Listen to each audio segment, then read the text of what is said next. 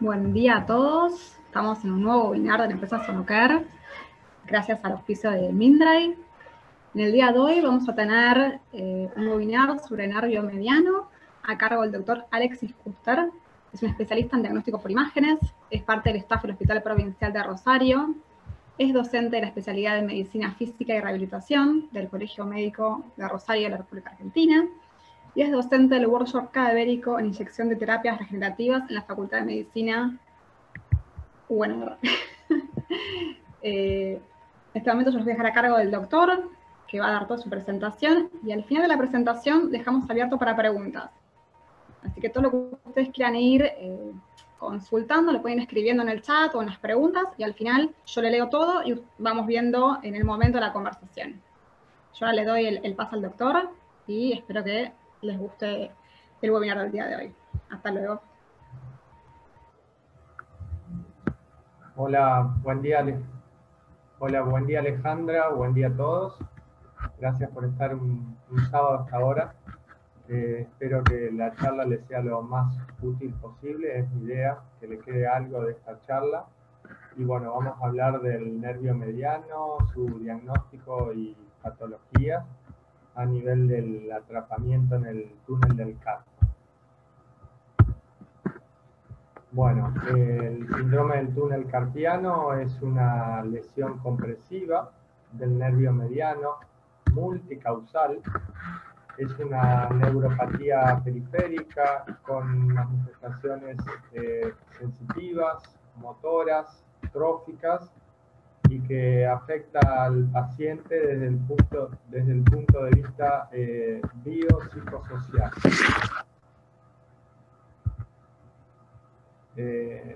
Epidemiología, ¿qué podemos decir del síndrome del túnel carpiano? Voy a poner la foto que me está tocando.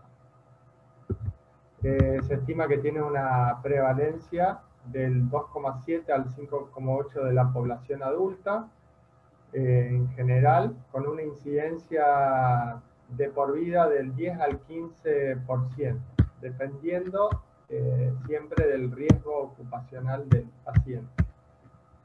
El síndrome del túnel carpiano generalmente ocurre entre los 36 y 60 años y más común en mujeres.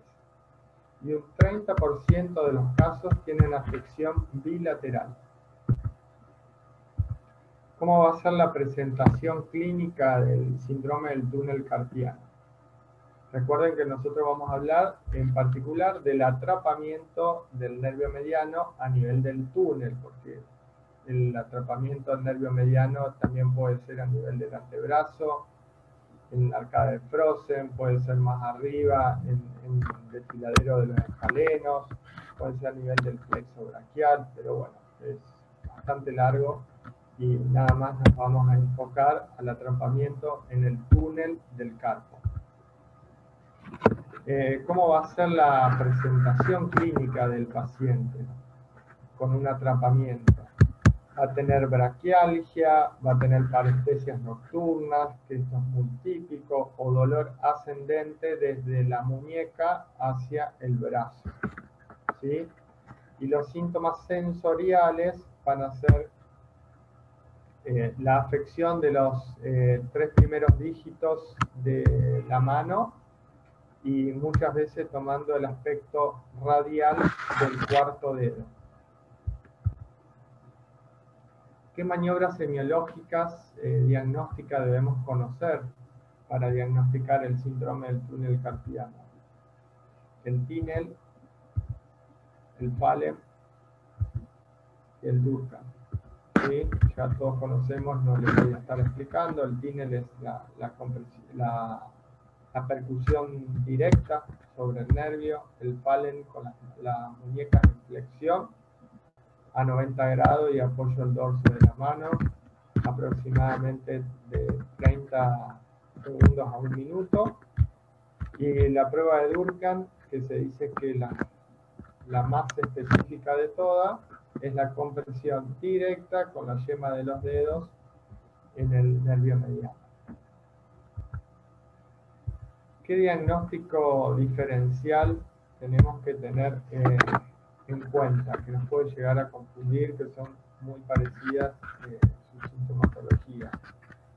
Con el síndrome del pronador redondo, porque la presentación clínica o sea, no, es muy parecida, porque los dos afectan los flexores, y estas afecciones pueden superponerse muchas veces. ¿Qué pueden producir? ¿Cómo nos vamos a dar cuenta? ¿Cómo vamos a diferenciar una de otra?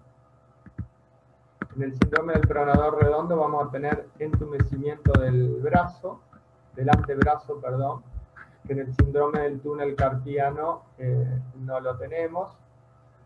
Y otro diagnóstico, otro signo clínico muy importante es la exacerbación nocturna, que va a ser muy atípica en el síndrome de los pronadores y va a ser muy típica en el síndrome del túnel carpiano. Y la maniobra del síndrome del pronador redondo es el test de Skinner. Bueno, vamos a hablar ante que nada un poco de la anatomía ecográfica del nervio mediano. ¿Cómo vamos a ver un nervio mediano normal? Primero tenemos que conocerlo, cómo es su anatomía normal, para poder ver después, encontrar una neuropatía. Ahí tenemos el nervio mediano en un corte longitudinal. Tenemos las líneas hipoecogénicas, o sea, negras, que corresponden a los fascículos neuronales, que están separadas por bandas o septos, que van a ser las líneas hiperecogénicas, las blancas. En un corte transversal, en un corte axial, vamos a ver el típico panal de abeja, con sus fascículos y septos, que ya describimos anteriormente. Y en la imagen de la derecha vamos a ver el retináculo de los flexores por encima, que hay que saber identificarlo y tenerlo muy en cuenta, porque como verán acá en la flecha normalmente se ve aplanado. Alexis, Sí. un segundo. Tengo mucho ruido de tu teclado.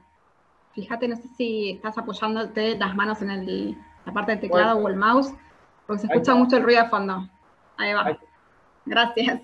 Bueno, le estaba diciendo que en el corte transversal teníamos el típico panal de abeja con sus fascículos y sus septos hiperecogénicos. Perdón. Bueno, estas son otras imágenes de cortes anatómicos normales, tanto longitudinales como transversales. A la izquierda les quería mostrar la íntima relación que tienen los tendones flexores superficiales y profundos con el nervio mediano, y la imagen de la derecha vamos a ver cómo se identifica el retináculo de los flexores. Bueno, esta diapositiva es la más, para mí, es la más importante de todo el webinar. Es la que ustedes se van a llevar algo, que yo siempre quiero cuando doy una charla, que se lleven algo de la charla. Bueno, esta es la diapositiva que quiero que se lleven. El valor de corte para excluir y confirmar el síndrome del túnel carpiano.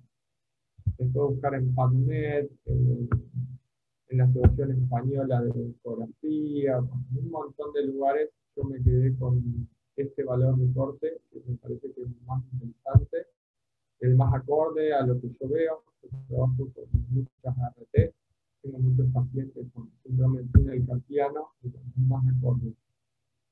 ¿Qué valor de corte vamos a tomar para decir, tengo un nervio mediano normal, o una neuropatía, o está border, o lo tengo que seguir con electromiografía, o tengo que evaluar la sintomatología del paciente? Bueno, menor a 7 milímetros cuadrados es un 100% de especificidad para decir es normal. Este paciente no tiene nada a nivel del túnel del carpo.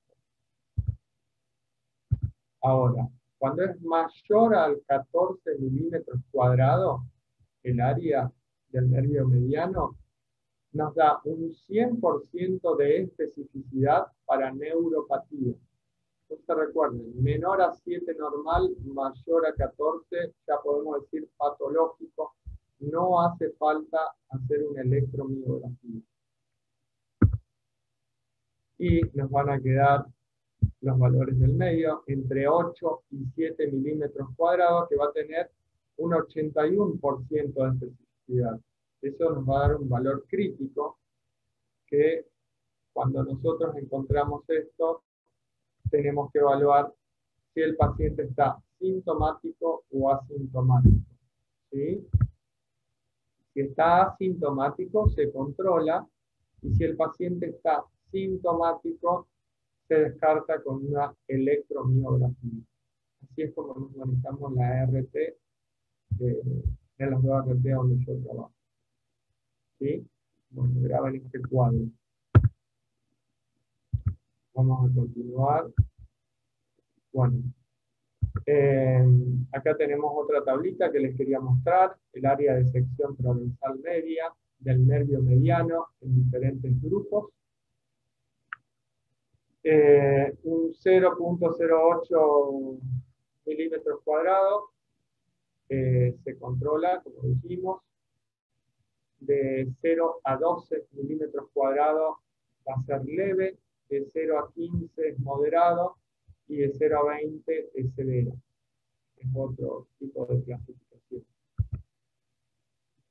Bueno, previo a la ecografía, ¿qué es importante? Esto también quiero aclararle que les quede que nosotros no somos solo imaginólogos, como dicen. No es solo una imagen, esto lo aprendí desde que incursioné en psiquiatría, que le tengo que agradecer al doctor Gastón de Paul, que fue el que me hizo amar esta especialidad, que cada vez estoy incursionando más, porque al tener más contacto con el paciente, al hablar más, al tocar, al escuchar, al ver, mi diagnóstico mejoró 80 un 100%. Eso también quiero que lo tengan en cuenta. Al paciente hay que verlo, hay que escucharlo, hay que tocarlo, hay que palparlo. Y ya vamos, yo siempre les digo a la gente con quien hablo que si nosotros interrogamos, palpamos, escuchamos y vemos, tenemos el 90% del diagnóstico hecho, que esto es imagen. Y si yo no encuentro la imagen y tengo la semiología y la clínica de la patología, el paciente lo tiene. Yo no lo veo, pero yo sé que lo tiene. Entonces, el interrogatorio, antecedentes traumáticos, antecedentes laborales, segundo, yo quiero que me ande el mouse para después mostrarle algo. Antecedentes quirúrgicos, antecedentes de infiltraciones, si tuvo muchas infiltraciones para saber si hizo un tipo de fibrosis o engrosamiento del espináculo, las variantes anatómicas, conocer si no tiene un nervio mediano rígido, enfermedades concomitantes, saber si tiene artritis, artrosis, neuropatías, etc.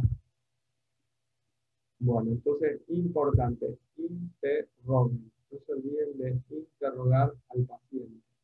No solo apoyar y hacerle ecografía y medir. ¿Sí? ¿Qué signos ecográficos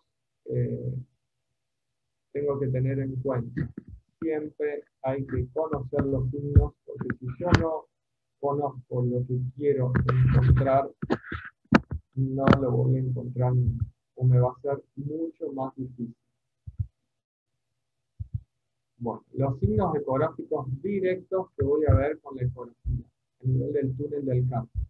Esto es un nervio mediano, una terrible neuropatía a nivel del túnel del carpo. Y fíjense cómo al nervio mediano lo voy a ver. Con pérdida de sus fasciculaciones, pérdida, o sea, de la textura fascicular, lo voy a ver más hipoecoico, o sea, más negro, con pérdida del reflejo hiperecoico del epineuro externo, ¿sí? Va a tener pérdida de la esfericidad, o sea, ya no lo voy a ver más redondito al nervio mediano, sino que lo voy a ver más ovalado. Y fíjense cómo abomba, acá en este caso, el retináculo de los flexores. No está más plano, sino que está abombado. Eso también es otro signo. ¿Sí? Y en este caso, fíjense que el paciente había sido operado. Fíjense cómo tengo el retináculo marcadamente engrosado con fibrosis. ¿Sí? Este nervio mediano tenía un área de 0,22 centímetros cuadrados, o sea que no hubo falta de hacer electromiografía. Acá tenemos un corte longitudinal del nervio mediano del mismo paciente que vimos recién, con pérdida de la textura fascicular, hipoicoico. Fíjense cómo se pierden las bandas que vimos al principio en la anatomía normal, las bandas de los septos. Acá sí no los vemos por el edema. Estos signos se producen por el gran edema y congestión que se produce en el nervio. Y en este caso, en esta diapositiva, fíjense el epineuro, cómo se ve engrosado y aumenta la hiperecogenicidad. Yo hoy hablé que dije que la pierde, pero en los casos muy crónicos de neuropatía, al epineuro, en vez de perder ese reflejo, lo aumenta porque engrosa el epineuro y aumenta la ecogenicidad. Bueno, signos ecográficos directos del túnel carpiano, vamos a seguir viendo. Esta es otra imagen de otra neuropatía. Fíjense cómo se ve aplanado, con edema, con pérdida de los septos, hipoicogénico. ¿Sí? Quiero que les quede la imagen. ¿Qué causas vamos a tener para un síndrome del túnel carpiano? Idiopática o espontánea, cuando ya descartamos todo lo otro.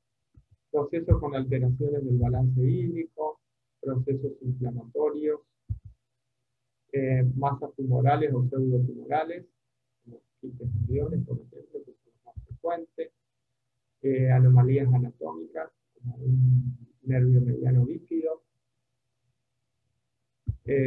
alteraciones hemorrágicas, lesiones traumáticas, alguna que nos produzca alguna alteración en los huesos del carpo o en la extremidad distal del radio, factores intrínsecos dentro del nervio, factores extrínsecos, patrones de sobreuso de la extremidad, que es uno de los más frecuentes, son las enfermedades laborales, y factores neuropáticos. Bueno, acá vamos a ver un nervio mediano bífido, fíjense las puntas de flecha, con la arteria mediana en el medio. ¿Sí? Perdón, en el medio no, en el lateral derecho. Fíjense, ahí la flecha como marca el nervio mediano. Después tenemos otras causas muy frecuentes que son las tendinosis o tenosinovitis de los tendones flexores de la muñeca, ya sea superficiales o profundos. Hay una acumulación marcada de líquido hipoicoico, que son las flechas pequeñas, entre los tendones flexores levemente inflamados, que es el diagnóstico de sinovitis, y el nervio mediano lo vemos aplanado. En este caso, una arteria mediana trombosada, podemos ver, no es muy frecuente, pero algunas veces se ve, entre los fascículos del nervio mediano bífido. La liberación del túnel carpiano con resección de la arteria resultó en una mejoría espontánea de los síntomas. Otra causa es el quiste ganglión, que es muy frecuente. Fíjense, el quiste con contenido homogéneo, como desplaza tanto por efecto de masa, tanto a los tendones flexores como al nervio mediano, y así abombando el retináculo. ¿Sí? Este es el nervio mediano, con un típico camón de abeja, abomba el retináculo y estos son los tendones flexores. Bueno, esto es un corte transversal del nervio mediano en un paciente con síndrome del túnel carpiano. Y en esta imagen lo vamos a ver al nervio mediano a nivel del pronador, del músculo pronador. ¿Sí? Quería que lo vean cómo se ve a nivel de la región proximal del antebrazo. Y esta otra diapositiva, la neuropatía del nervio mediano a nivel del túnel del carpo. Les quería mostrar esto porque el área de corte que yo les mostré es muy rico y creo que es más interesante, pero hay algunos que toman dos medidas. Se puede medir la región proximal del antebrazo y el túnel del carpo y dividir y sacar una relación, y esa relación, cuando es mayor al 1,5, contiene un síndrome del túnel carpiano. Yo no la uso y creo que no se usa tanto. Bueno, paciente con síndrome del túnel carpiano idiopático. Acá tenemos el típico canal de oreja, el nervio mediano con edema, con pérdida de sus fasciculaciones, con pérdida de la visualización de sus septos, todo producido por el edema, con pérdida de su esfericidad. Esto es importante, se lo voy a recalcar cómo se ve el nervio mediano alargado, ¿sí? Pierde su forma redonda típica, porque se aplana, se comprime, y el retináculo se abomba. Bueno, acá tenemos un corte longitudinal del nervio mediano, y les voy a mostrar a la izquierda, ¿sí? Fíjense, esto es una compresión patológica con el abombamiento o el ensanchamiento por encima de la compresión. Eso siempre se va a producir así. Donde se comprime, donde está la patología, se aplana y por encima se ensancha. Y fíjense toda la congestión que produce por encima. Y el de la derecha, es un afinamiento normal cuando entra al túnel del carpo. ¿Sí? Fíjense que se afina. Ahí, acá es como que está el calibre normal, pero no tengo el ensanchamiento que tengo en el otro lado. Para que ustedes sepan que es normal que cuando entra al túnel del carpo se afina, se aplana un poco, pero no con la magnitud de una neuropatía. Bueno, ¿cuál va a ser la fisiopatología de este aplanamiento, de este ensanchamiento? De acuerdo con el concepto fisiopatológico antes mencionado, del síndrome del túnel del carpo, la compresión del nervio mediano causa cambios en el calibre del nervio, en el sitio de máxima compresión del nervio. El nervio se aplana, donde tiene la máxima compresión, y por encima de esta región se hincha debido a la vasocongestión con aumento de líquido endoneural y edema localizado. ¿Sí? Como vimos acá. Esto es todo vasocongestión. Bueno, esto me pareció muy interesante.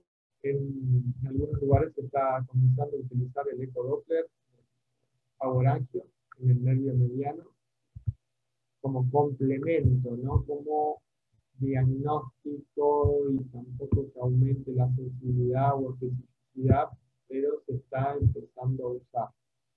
Esto podría ser muy útil para el diagnóstico del síndrome del túnel carpiano. Hay al menos informes en la literatura de Malo y Coy que utilizaron ecodoppler color para evaluar la vasculatura intraneural. ¿Sí? Utilizaron un análisis de regresión estadística para definir la sensibilidad y especificidad de varios hallazgos clínicos y ecográficos para el diagnóstico del síndrome del túnel carpiano, y encontraron una vascularización nerviosa con una sensibilidad del 95% y una especificidad del 71% en el diagnóstico del síndrome del túnel carpiano. Y esto se está empezando a utilizar. Todavía no es muy fidedigno, pero ayuda, complemento, como dato complementario lo usaría yo.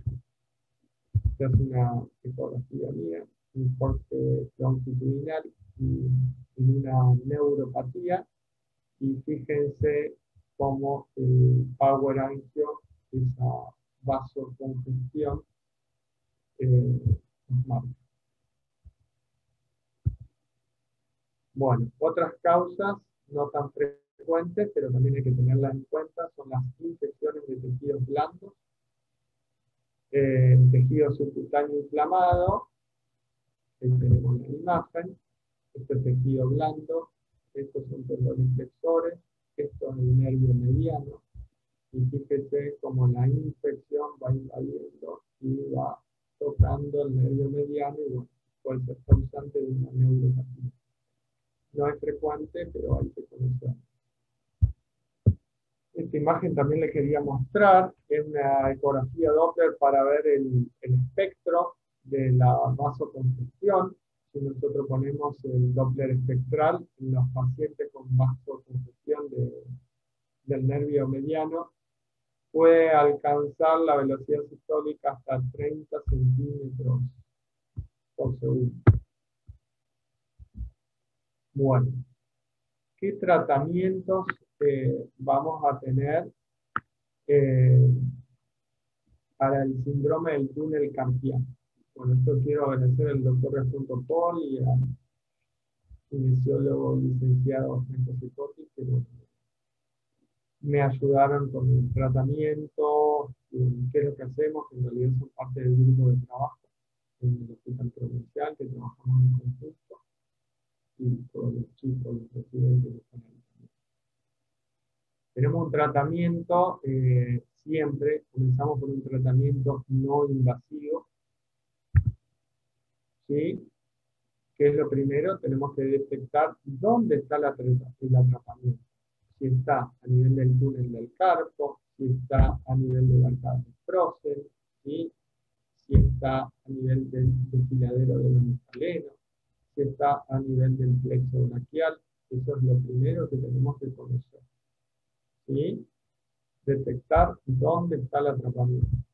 Bueno, en este caso, si está a nivel del túnel del carpo, lo que utilizamos son técnicas manuales de liberación miofacial de los tendones, flexores de los dedos, pronador redondo y pronador cuadrado. Técnicas de manipulación de la fascia palmar en la zona del túnel para descomprimir el área. Después, técnicas articulares en los huesos propios de la mano para descomprimir todo el sistema. Y volvemos a reevaluar. Hacemos el test del plexo braquial y del nervio mediano y volvemos a reevaluar si tiene mejoría o no tiene mejoría. Si no tiene mejoría, pasamos a las técnicas de neurodinámica, de movilización o de tensión, ¿sí? De movilización para trabajar el nervio discurre entre las planas y de tensión para generar un estímulo sobre las propias fibras del nervio. Otro factor a tener en cuenta es evaluar la mecanosensibilidad del nervio, que eso nos puede dar unos datos extra a la palpación, ¿sí? Si eso no nos da resultado, la kinesiología, pasamos a un tratamiento invasivo no quirúrgico. Sería la hidrodisección del nervio mediano, que nosotros, digo nosotros porque siempre trabajamos en un grupo de trabajo que tenemos. Utilizamos dextrosa al 5% sobre la fascia que envuelve al nervio mediano, y otras veces también se puede ir más arriba, no siempre quedarse a nivel del túnel, sino que comenzar la hidrodisección desde el plexo braquial, desde el brazo, desde el antebrazo. Depende de la sintomatología del paciente. Tengo unos videos que espero podérselos mostrar, que me descargó. Déjenme ver. De la hidrodisección.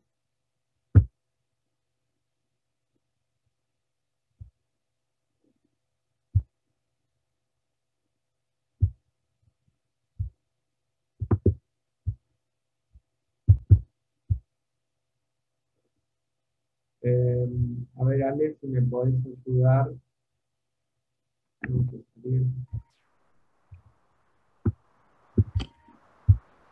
Decime. Ahí está tu pantalla, sí. Ahí está viendo el video. ¿Están viendo? ¿Está cargando? Ahí está. Bueno, esto es una hidrodisección que realizamos en el Hospital Provincial, en el Servicio de Medicina Física y Rehabilitación, a cargo del doctor Alfonso Paul, del plexo braquial. Fíjese cómo vamos abriendo y debilitando hoja por hoja. ¿Sí? De vuelta, para que vean, este es el patrón de la cabeza, los fascículos microfoicos, las bandas densas. Esto es el epineuro, como vamos haciendo la hidrodisección. El otro, una hidrodisección del nervio mediano. Puse la misma. Déjame pensar.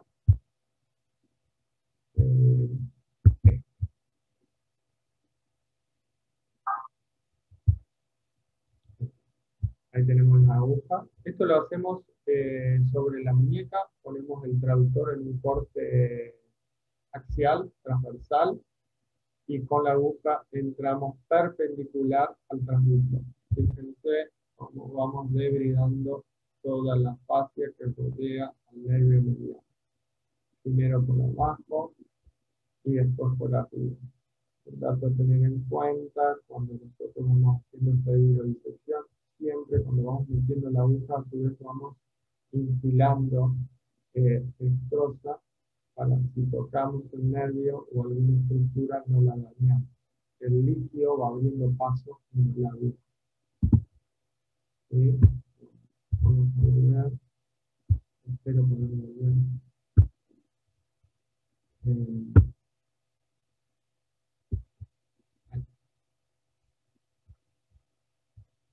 Bueno, como conclusión, se ha demostrado que la exploración ecográfica es una herramienta útil y válida para confirmar la sospecha clínica del síndrome del túnel carpiano. La medición del área de sección transversal es un método sensible, específico, como vimos, muy específico, del 100%, fiable, costo efectivo y no invasivo para el diagnóstico del síndrome del túnel del carpio, y poco dependiente de la experiencia si se aplica una técnica estandarizada. Bueno, espero les haya sido útil. Esta es una foto de los cursos cadavéricos que hacemos, que les quería invitar. Este año, bueno, con causas ya conocidas, no se hizo, pero el año que viene esperamos retomar. Con Diego Quintero, esto lo hacemos en la UNR, en la Facultad de Medicina, de acá de Rosario, de la Morgue. Diego Quintero, el doctor Topol, Inés Guerrero, bueno, Franco Secotti, que también da una charla. Y bueno, esto se da la parte clínica, se da la parte fisiológica, damos intervencionismo con ecografía, tomamos cadáveres, hacemos infiltraciones y la hidrodisección. Bueno, son muy buenos, los quería invitar. Ahí les dejo bibliografía. Bueno, Ale, si tienen alguna pregunta. Paso a leerte las preguntas que ya dejaron, Vale. porque fueron escribiéndote mientras hablabas. Te preguntan, ¿en qué parte del trayecto del nervio deben hacerse las mediciones? ¿Cuántas deben realizarse y cuáles son las más confiables? Bueno, las más confiables, a ver si tenemos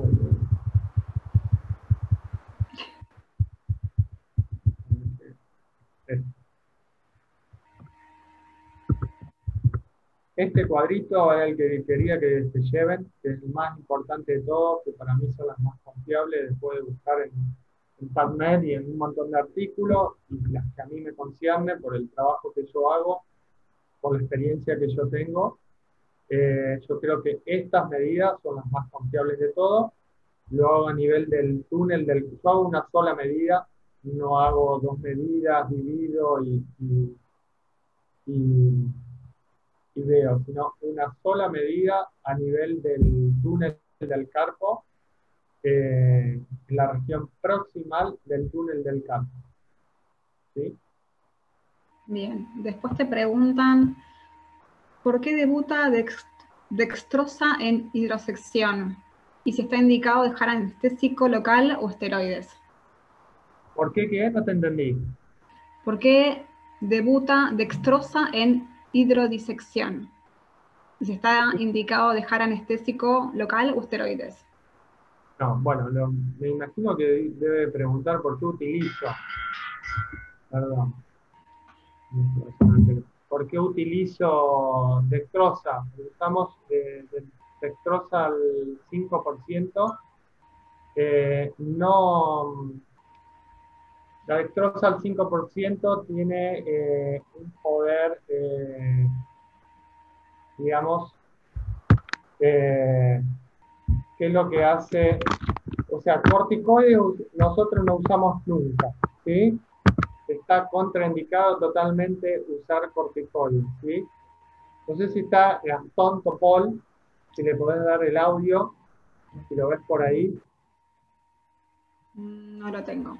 La misma persona que te hizo esta pregunta dice, y en síndrome de pronador, ¿qué referencia anatómica para las mediciones más confiables? La referencia anatómica más confiable del síndrome del pronador, llegamos al arcade de Frozen. ¿Sí? Una vez que encontramos la arcade de Frozen, unos centímetros por arriba, vamos a buscar el nervio mediano. ¿Sí? Antibióticos no hace falta utilizar, es un método muy poco invasivo, no tiene ninguna contraindicación, solamente si el paciente tiene alguna molestia, le damos paracetamol, o sea, le damos analgésico y no antiinflamatorio, porque lo que nosotros, la neuroprolo, no me salía la palabra, la dextrosa al 5%, el efecto que va a hacer es neuroprolo. Un efecto neural, analgésico, lo que va a producir, además de todo el cambio químico que va a producir en la vaina, ¿sí? O sea que no, o sea, hace falta limpiar la zona como cualquier lugar donde vamos a poner una aguja, y después el paciente se va a la casa sin ningún tipo de indicación, nada más el paracetamol si le molesta un poco los primeros días y nada más, no tiene cero contraindicación. Perfecto. Después acá preguntan, ¿qué características debe dar el ecógrafo para una correcta visualización del nervio? ¿Qué características? Como les dije, a nivel de la muñeca, de la región proximal del túnel del carpo, ponemos el traductor en posición transversal, con la marca hacia la derecha, la marca que tiene el traductor, que nos va a marcar la derecha de la pantalla, que es por donde va a entrar la aguja, bien perpendicular al traductor siempre para poder ver la aguja. Bien. Después te están felicitando. Desde Bogotá te felicitan por la presentación, dicen que fue clara como el agua, dicen que fue una excelente exposición, corta y específica. Están todos muy agradecidos. Bien, es lo que yo quiero, que se lleven algo, porque no me gusta ver presentaciones que hablamos y hablamos y hablamos y no les queda nada. Yo quiero que les quede al menos este cuadrito que dejé ahora, el valor de corte, que me pareció muy interesante. Yo en las infografías, en el margen inferior, en los informes, les pongo este cuadrito, con todo. Tal cual como dice acá, sintomático, asintomático, electro se controla. Lo pongo abajo como una marca de agua y cuando hago el informe, ellos ya los tienen. O sea que el que recibe, además de recibir un valor, él ve abajo, es como un laboratorio. ¿Sí? Él ve qué es lo patológico, qué es lo normal y qué es lo que se hace, porque no todos saben que si te da un valor de 8 qué hacer, que si te da un valor de 7, si te da de 14. Entonces está muy bueno agregarlo al informe como marca de agua o pie de página para el que reciba sepa lo que significa lo que uno está informando. Perfecto. Te hacen una consulta más. Dice, la funcionalidad tanto sensitiva como motora, ¿es recuperable al 100%? La neuroproloterapia en este caso, o cuando hacemos terapia manual o neurodinamia, todo va a depender del grado de neuropatía que tenga.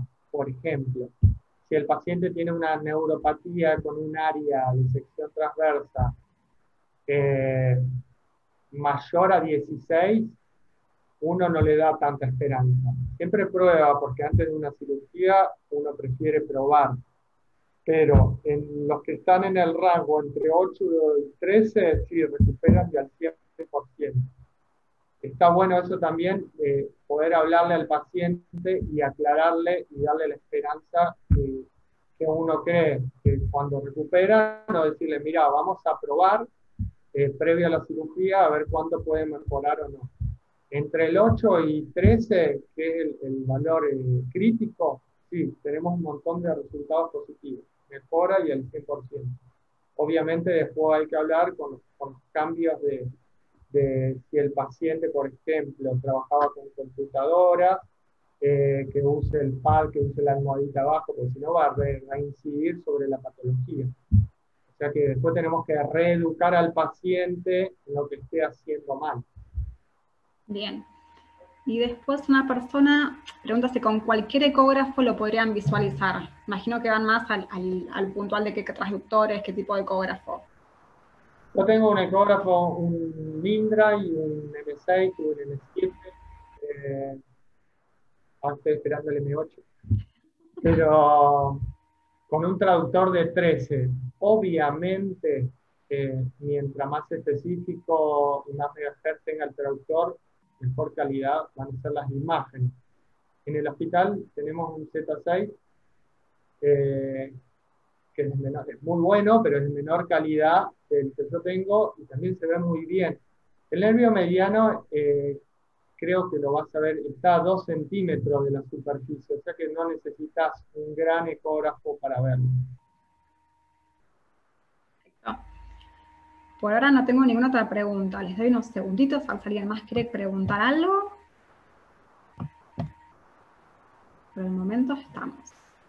Bueno, yo te agradezco desde parte de Sonocare por este webinar. No sé si quieres dejar tu mail por cualquier cosa, para que te puedan hacer alguna consulta o algo después. Tengo el nombre del Instagram, que es doctor Alexis Fuster, y que ahí me pueden hacer las preguntas que quieran. Y yo voy subiendo, en realidad me lo hice ahora hace muy poco, que es laboral, y voy a ir subiendo videos, infiltración y todo eso para el que quiere poder ir viendo. Ahí tengo una pregunta más. Vale. Me preguntan, la dextrosa a bajas concentraciones, dice Catua, no sé.